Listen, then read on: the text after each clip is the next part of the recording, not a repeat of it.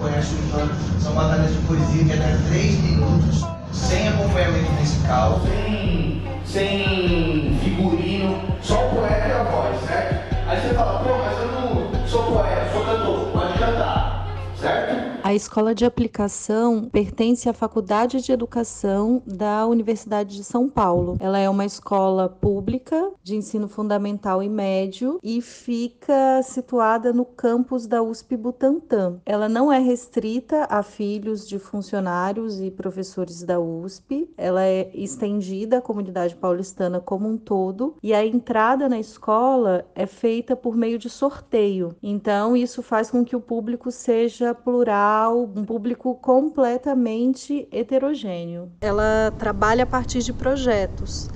Então, o Negritude é um dos projetos que tem na escola, cujo objetivo é trabalhar com a cultura e história afro-brasileira. Conheci o professor Marcelo Saletti, que é quadrinista e também dá aula de artes visuais na Escola de Aplicação e é coordenador do projeto Negritude. Aí ele me convidou para participar de uma reunião do Negritude, para de repente a gente desenvolver alguma ação na escola. Fui para a reunião e nessa reunião a gente decidiu oferecer o Islã como uma matéria eletiva. No primeiro semestre de 2019 eu ofereci a disciplina eletiva junto com a professora Cláudia Viegas para o ensino fundamental. Fluiu bem legal, mas a gente não teve tanta produção, assim, foi uma coisa meio que uma certa apresentação da existência do Islã para os alunos da escola que pouquíssimos conheciam. Aí no segundo semestre eu fui oferecer para o ensino médio, porque a gente precisava disputar o interescolar pelo ensino médio. Aí fui oferecer junto com o professor Ronaldo, que é o professor de educação física, e a Cláudia, que é professora de francês, ficou oferecendo no ensino fundamental. Bom dia, eu sou a Mayra, eu sou, na verdade, estudante da Faculdade de Educação, doutorado. Na minha pesquisa eu estou estudando um pouco dos slams nas escolas, do slam interescolar, e aí a gente resolveu criar esse movimento aqui para instigar vocês um pouco nessa história. Antes de mais nada, gente, peraí, primeiro eu queria que vocês também batessem uma palma para os professores, porque... Vai,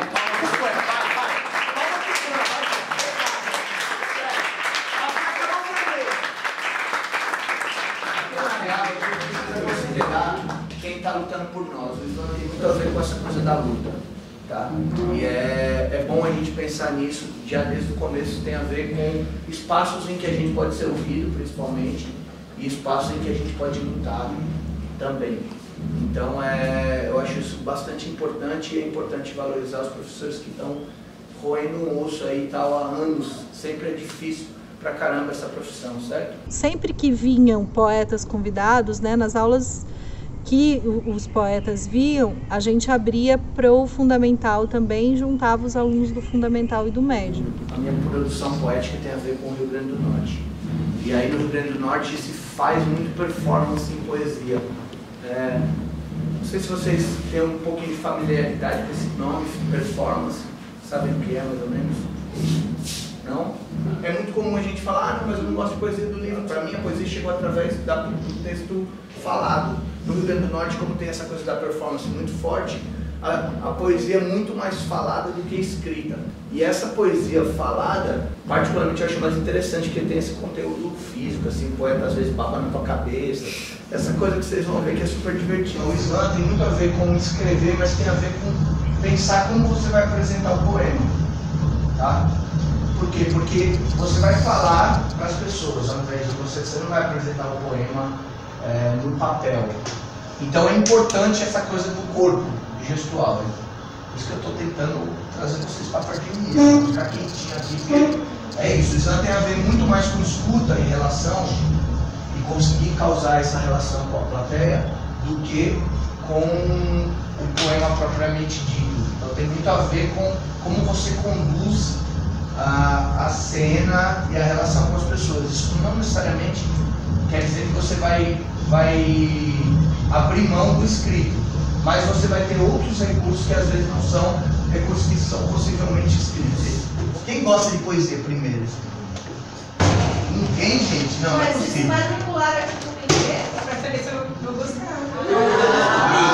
Mas então, Coisa gostei, boa. já começou poeta. Curiosidade. Já começou poeta. Você é curioso e já lascou-se.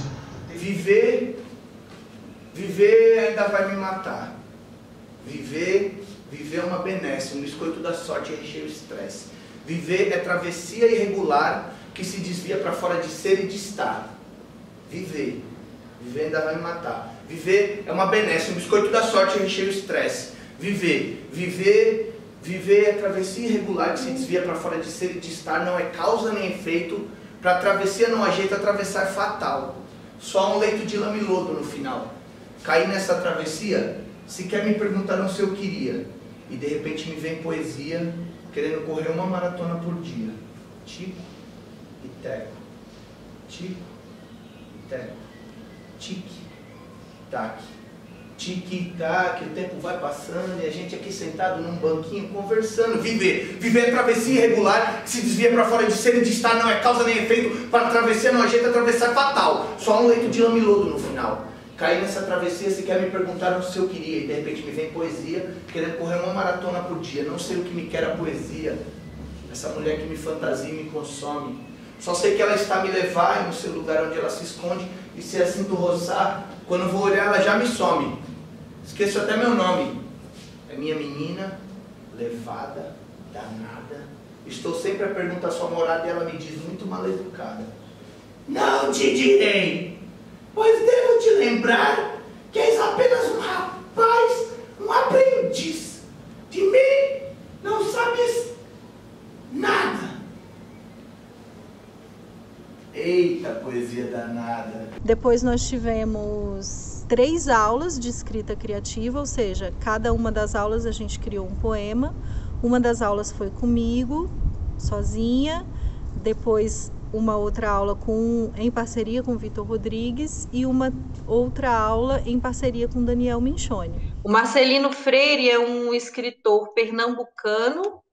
Ele não é slammer. Vocês usam o Instagram? O Marcelino Freire tem Instagram e o Chacal também. O Chacal também é um poeta da performance. No meio do texto do Marcelino Freire, ele colocou uma frase do Chacal e o pessoal acusou ele de plágio. Aí, quando ele contou para o Chacal falou, mas a frase também não é minha. Na verdade, a escrita ela é uma prática, é como qualquer outra coisa.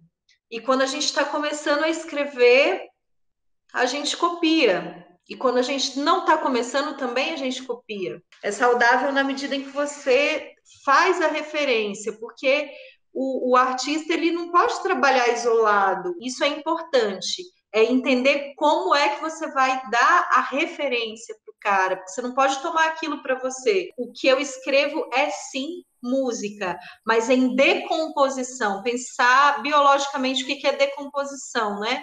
Quando a matéria orgânica está em processo de decomposição, quando ela vai se transformando em outra coisa. Tenho sangrado demais, tenho chorado pra cachorro. Ano passado eu morri, mas esse ano eu não morro. Tenho sangrado demais, tenho chorado pra cachorro. Ano passado eu morri, mas esse ano eu não morro. Belchior tinha razão. Então, como é que o Emicida fez para transformar a música do Belchior? Ele sampleou um trecho e reconstruiu. Então, o que eu quero propor para vocês é que vocês escolham do repertório musical de vocês, sem nenhum preconceito, do repertório de vocês. Pode ser uma música, pode ser 2 músicas, pode misturar música e construam uma poesia. Não estou preocupada com o tamanho de poesia, pode ser de 20 segundos, 30 segundos, só não pode ter mais de 3 minutos, tá? Ó, vamos lá, que agora vocês dois, depois o Luiz. Só pra acabar, viu? Vai. Nem o Pio que você vai nomear? Pio! Pente, garfo. Black Power nosso, força afro. Mulher preta, mundo, com a caneta Soul. Furacão 2000 volts, Pantera Negra. Então, inscrevi a escola, né? Eu falei, nossa, agora temos uma responsabilidade. Precisamos fazer um slam na escola e tirar um representante para disputar o estadual pela escola de aplicação. Por conta de timidez e porque estava no final do semestre, prova, enfim, a gente conseguiu que 2 participassem, apenas 2 quiseram participar, que foi o Luiz Henrique e o Luiz Eduardo, ambos estavam no primeiro ano na ocasião. No período das aulas a gente conseguiu fazer 3 poemas, então eles tinham exatamente 3 poemas e a gente tinha 2 alunos. Como é que é? Você é o Luiz, você é o Dudu? A gente chama de Bento. Bento? É meu sobrenome. Fica dentro da minha sala. Ah, então tá, Bento. E porque quando Bento ele tava, é bom. Quando ele tava com o cabelo grande, a gente chamava ele de Chico Bento. Chico Bento? Igualzinho. São várias semioses, né? Eu preciso trabalhar corpo, eu preciso trabalhar escrita criativa, eu preciso trabalhar voz, eu preciso fazer com que eles falem em público, num microfone. Então é uma série de coisas que estão envolvidas que eu não dava conta de fazer tudo aquilo sozinha. Então o que eu fiz? Eu fui convidando poetas. Então, além do Daniel Minchoni, que foi o representante do slam interescolar, eu convidei também o poeta Vitor Rodrigues, que também faz parte do circuito de saraus e slams de São Paulo, e convidei o João Ineco e a Carmen Garcia, que são poetas e artistas visuais que têm uma coletiva que trabalha com zine. Poeta velha não tem medo, porque já sentiu bastante a morte do mundo, de tanta gente que se foi, a saudade dos apoios. Minha irmã, que vivia tocando flauta, era uma poeta. Morreu de febre amarela. Alguém aí já morreu de febre amarela? Agora me digam, quem tocava flauta, feito ela, não era uma poeta de categoria? E morrer de febre assim, perto de mim, não dá em mim uma mensagem, uma linguagem? Todo santo dia, minha irmã afinava a sua religião. Gostava de se encostar naquela pedra e os bichos gostavam dela. As aranhas caranguejeiras, as aves lavadeiras.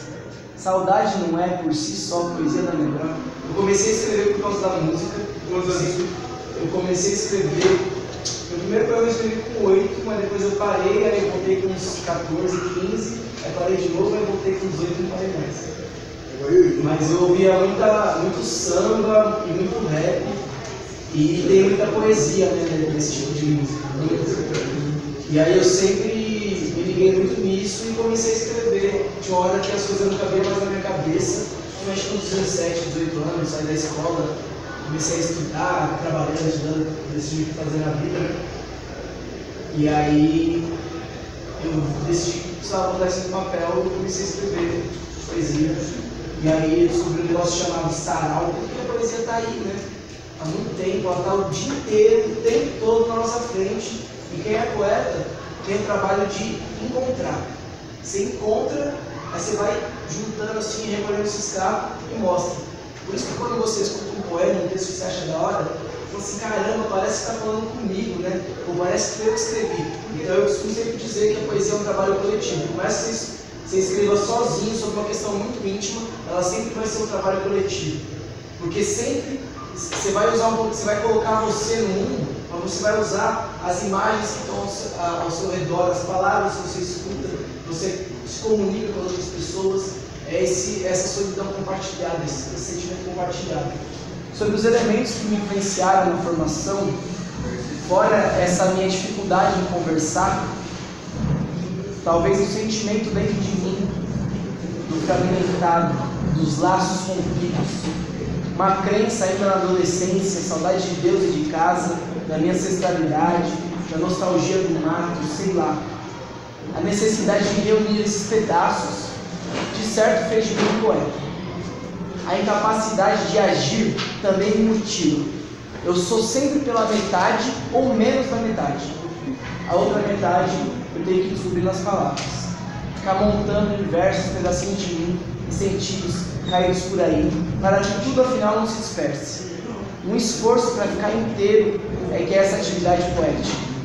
Minha poesia é, hoje, e foi sempre, uma catação de eus perdidos e ofendidos. O que te afeta nas coisas que você vive? E o que você quer falar sobre isso, né? Como você quer devolver isso para o mundo? Dito isso, eu quero que vocês escrevam um poema. Mas vamos para a prática já. Então, assim, se a poesia fosse uma pessoa, como ela seria? Quem ela seria? O que ela teria de você? O que ela teria, sei lá, da sua mãe, do seu ex-namorado, sei lá, da pessoa que você viu um dia na rua, nunca conversou, na escola? Quem ela seria? O que ela faria? Se ela conversasse com você, o que ela falaria para você? O que você contaria para ela? Sei lá, como ela se comportaria xingando Bolsonaro? Eu vou fazer isso, como vocês vão, a ideia é vocês escreverem mais em casa, mesmo que você já terminou, pode escrever outro texto ou reescrever esse, eu vou sempre sugerir alguma coisinha para vocês acrescentarem. Por isso que eu gostaria que todo mundo lesse pelo menos um trechinho. Posso, né? Pode. Poesia. O que é poesia? Talvez uma velha amiga, uma criança perdida, ou talvez escondida. Quem sabe não é uma Cíntia tímida, uma menina quietinha. Quem sabe não é, talvez a alegria, aquela esquecida, sabe? Esquecida no dia a dia. Ele tenta acrescentar algumas ações para essas pessoas aqui. Uma velha amiga fazendo o quê? Uma criança perdida onde? Ou talvez escondida, de quem ou do quê? Não precisa fazer em todos, né? Mas, por exemplo, você precisa aumentar essas imagens, que aí você traz mais para perto ainda. Você coloca os teus nomes nessas coisas, os teus eus ali.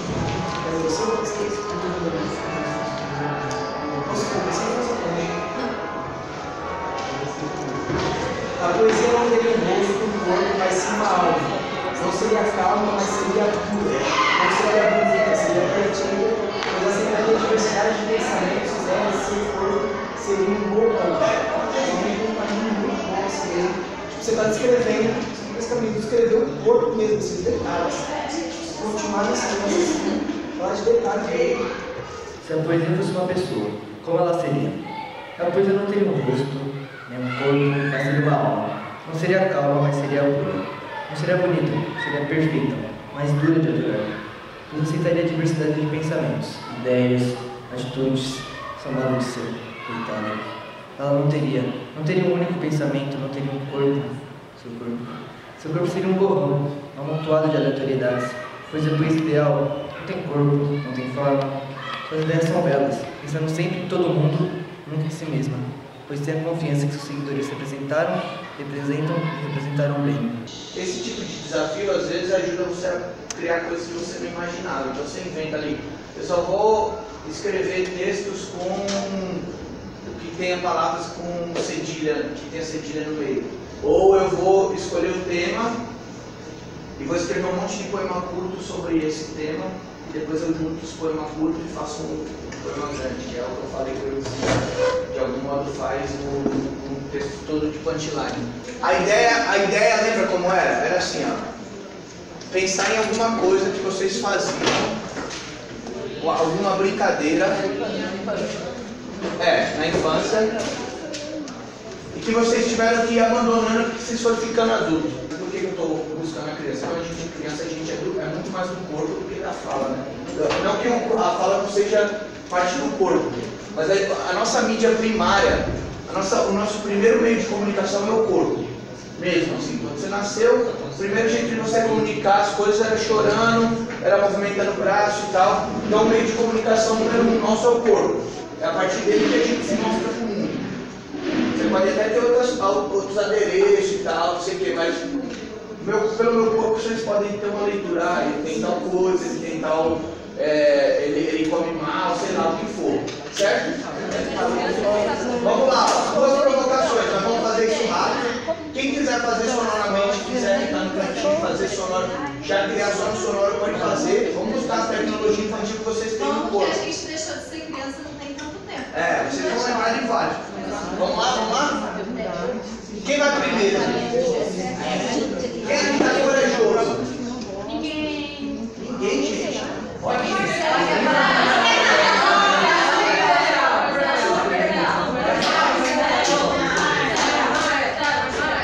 Nem o que você vai nomear? Filho!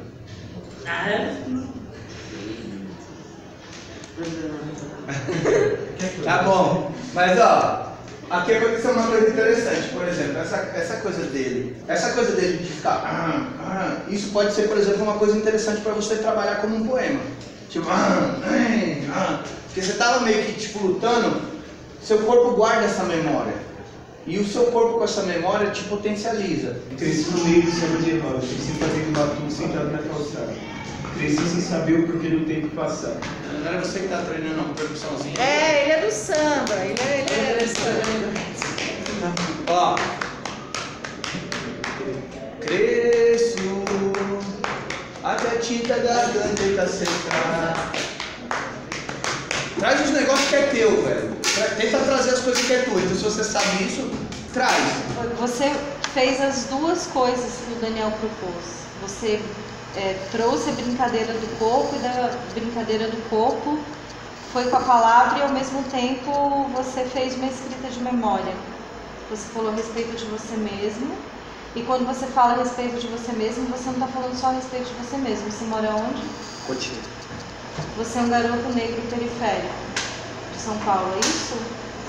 Quando a gente está pensando em textos para Islã, a gente está pensando em textos que partem da realidade dos alunos. Então, eles vão escrever a respeito daquilo que os cerca, do que eles nos oferecem. A gente apresenta o que pode dialogar com aquilo que eles nos oferecem e busca com que eles desenvolvam um pensamento crítico a respeito dessa realidade que os cerca, com a ajuda desses outros textos que a gente vai inserindo. Acho que o samba faz parte da história da negritude e da periferia de São Paulo, não? Então percebe que é algo sobre você, mas que vai além de, extrapola você. Você poderia ser, entende?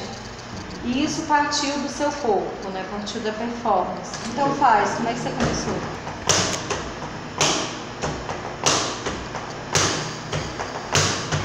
Cresci no meio da roda de samba, cresci fazendo batuque na calçada, cresci sem saber o porquê do tempo passar, cresci sem saber o porquê a vida corria, sem parar. Por que a vida é assim? Alguém me explica, por favor. Por que a vida é assim? Alguém me explica, por favor. Escrevo sem parar, escrevo até a tinta da caneta acabar. Poesia é massa! A gente precisava decidir onde ia fazer o Islã na escola. E aí a gente ficou pensando que espaço que teria na escola para que os alunos ficassem organizados de forma circular e que fosse uma área aberta, livre, que tivesse uma ideia de rua. Então a gente pensou em fazer aqui. É um espaço onde os alunos sempre se encontram. Ele já é meio que um ponto de encontro dos alunos. Daí quando eu trouxe o Daniel Minchoni e o Vitor Rodrigues para conhecer o espaço, eles acharam super bacana, e quando eu falei que chamava pizza, o Vitor falou: Fica vai ter pizza. Aí a gente criou essa hashtag Fica vai ter pizza como estratégia de divulgação. Para encaixar no calendário da escola, a gente conseguiu uma sexta-feira ao meio-dia. Aí a gente ficou super preocupado. Sexta-feira, um dia super esvaziado, que as crianças estão loucas para ir embora para casa. Ao meio-dia, uma fome danada, né? Todo mundo a fim de almoçar e tudo. Aí a gente resolveu, com essa brincadeira do Fica vai ter pizza e de ser na pizza, a gente resolveu oferecer pizza de almoço para eles. Então, a nossa promessa era que depois do Islã teria pizza, e aí a gente falava na divulgação: ó, galera, Fica vai ter pizza, vai ser na pizza e a gente vai distribuir pizza gratuitamente. Aí, em cima da hora, na hora que eu já ia começar o Islã, eu percebi que a gente não tinha um grito. Falei: vamos pensar aqui agora, você é poeta, criativo, vamos ver o que a gente faz. E aí, nisso, junto com o Daniel Minchoni, a gente criou Poesia é Massa! Fica vai ter pizza! Por fim, a gente não conseguiu fazer na pizza, porque ao meio-dia um sol muito quente, que não tinha como as crianças ficarem, e a gente também não conseguia trazer os equipamentos de som. Então a gente resolveu fazer dentro do auditório. Poesia é massa! Fica vai ter pizza! Dedico essa canção a Nibrizante, Paulo Coelho, Arnaldo César Coelho e as coelhinhas da Playboy. Liberta de que é imaginário.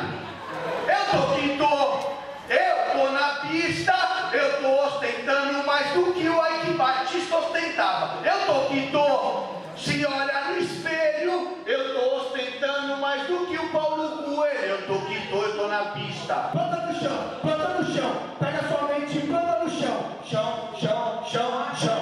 Pega sua mente e planta no chão. Chão, chão, chão, chão. Pega sua mente e planta no chão. Planta no chão. Planta no chão. Pisa no chão e planta na mente. Você criatura na rua! Literatura. Ostentação. Então, o slam aqui da escola foram com 2, né? Luiz Henrique e Luiz Eduardo. E o Luiz Henrique ganhou, assim, por...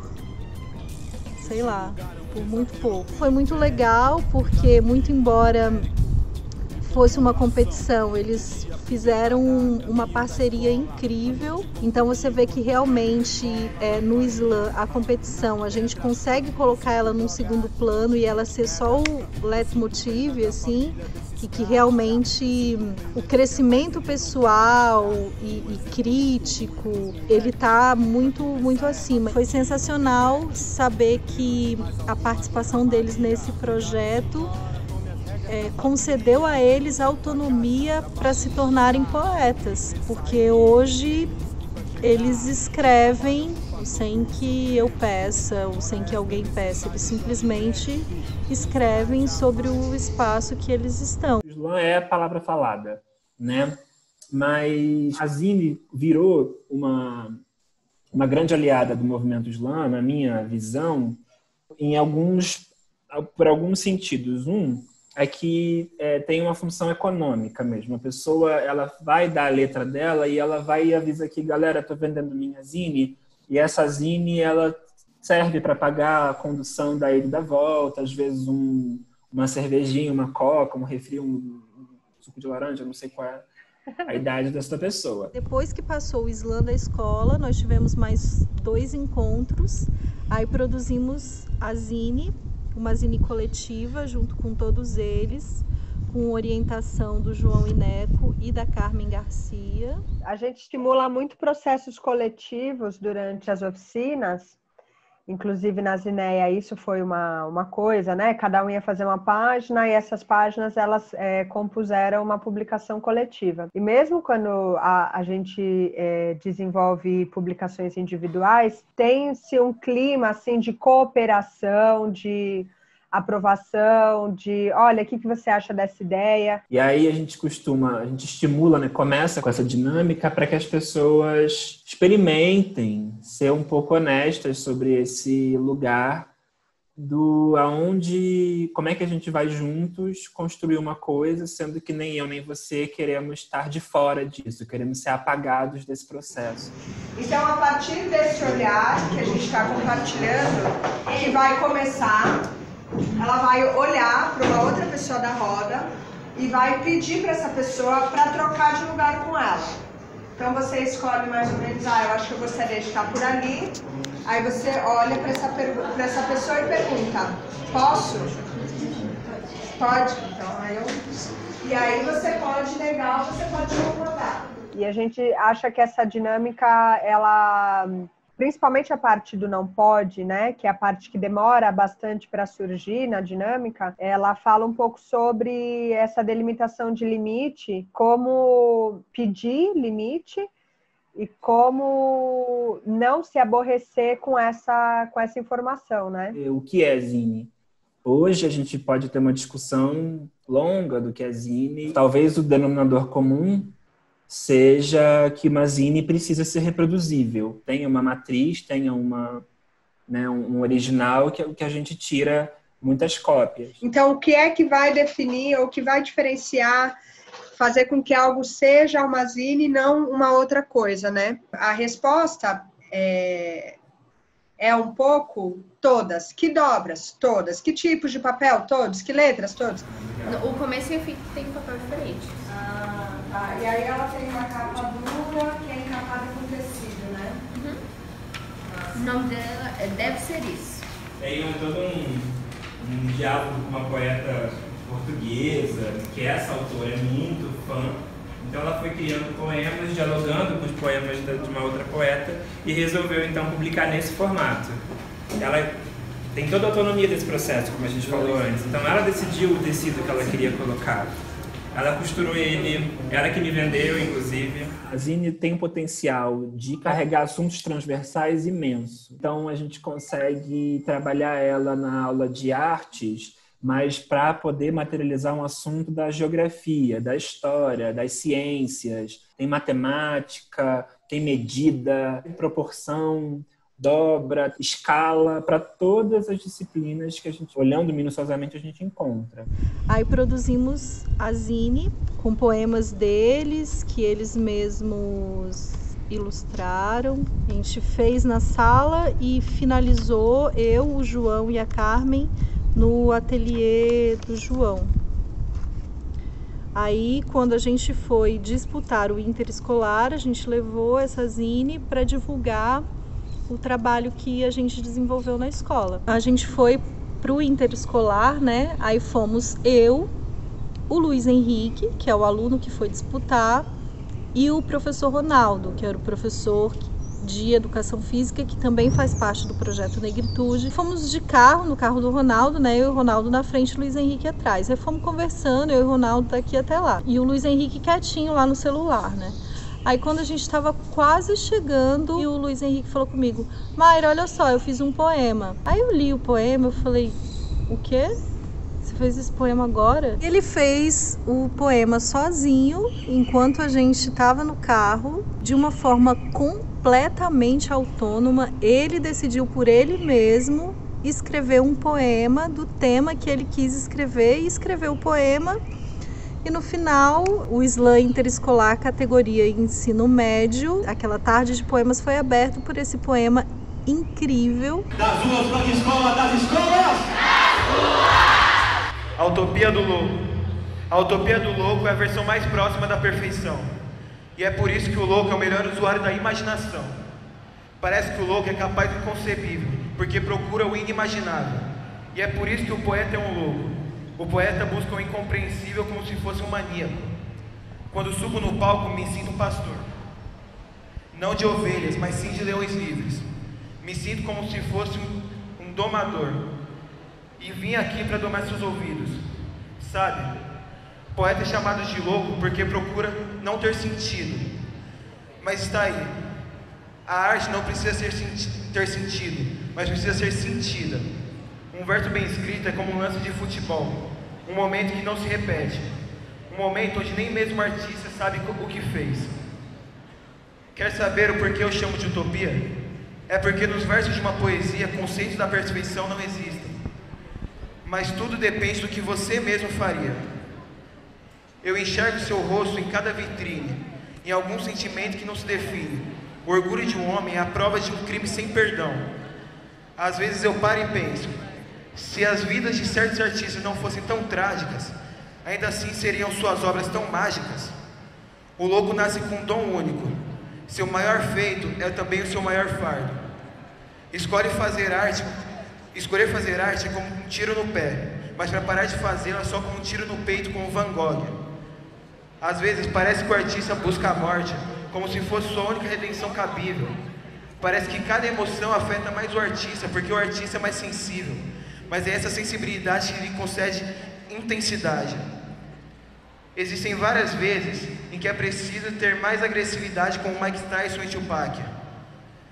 É claro que se Tupac não fosse tão intenso e agressivo, talvez hoje ainda estivesse vivo. No slam não existe o uso de instrumentos musicais, de acessórios cênicos. É o poeta, seu corpo e sua voz. Então são essas as semioses que vão ser trabalhadas num trabalho com o slam. E quando a gente pensa em materialização, a gente pensa em produção de zine e a gente também pensa na produção de videopoemas, que são coisas que eles podem fazer com seus próprios celulares ou com o celular do pai e da mãe emprestado. Quando você tem nas mãos, quando você domina os meios de reprodução, você começa a tomar a autoria, né? Você começa a ganhar o processo de autoria para si, né? E não mais de consumo do que é escrito pelos outros. Isso, para mim, é semelhante a deixar de ser objeto do desejo de alguma coisa e virar o sujeito do desejo. Então, o sujeito da sua comunicação e não um objeto da comunicação que já é feita por aí. E aí, além do Luiz Henrique, o Luiz Eduardo, que ficou em segundo lugar, também começou a escrever poemas sem que eu pedisse, né? Por exemplo, em nenhum momento eu pedi que se escrevesse poema sobre o tema educação. E o Luiz Eduardo apareceu com um poema que chama Manicômio, que ele faz uma relação entre o espaço escolar e o espaço do manicômio. Ele me traz uma estética e ele me traz um pensamento ético, uma reflexão. O mundo é um grande manicômio, onde ser louco é algo cômico. Mas nem todo mundo aqui é louco. Os loucos são os maus, mesmo loucura não sendo contagioso. A escola é um pequeno manicômio, onde ser criativo é ser taxado de louco. É porque a humanidade necessita evoluir. E porque isso é complexo, só não resta rir? Não! Cara, eu só quero ser um louco criativo. Porque nos piores momentos, os loucos são os ativos. Os criativos. Tem vez. Só nessa vez. Que de vez em quando nunca vão ter vez. É que o mundo é um manicômio igual à escola. Não cola. Se prepara porque lá dentro é só demora. Inútil. Esse ensino é algo fútil. Igual a 150 anos atrás, não mudamos. Erramos colocando notas, normas, formas. Mas é que a escola, ela prepara errado. Ela não cria um louco criativo, ela cria um alienado. Isso revela muito desse processo de tomada de consciência, de autoescuta, né? Escutar a sua própria voz e dar concretude a isso, né? É um tipo de projeto que possibilita muito a autonomia, o desenvolvimento do senso crítico e o pluralismo cultural. Quanto mais plural, mais relevante. Vai, Drica! É o pente, garfo, black power nosso. Força afro, mulher preta, muda o mundo com a caneta sul. Furacão 2000 volts, pantera negra, com a sagacidade que a Shuri tem. Corto falsidade igual shuriken. Botei cor na cabeça do gueto, que nem areia barbeiro. Só joga quem tem, pode pá. Meu corpo, meu tempo, amor. Poder pra nós, pra eles, senso. No meu baile, pra entrar, pede permissão. Pra tocar tem que ter minha benção, pô. Abusadamente me querendo bem. Brasil somente, meu bonde também. As braba colou, avisa o Marcinho que as glamurosas chegou. Essas mina é monstra, o terror do baile chegou e tá pronta. Respeito e não encosta.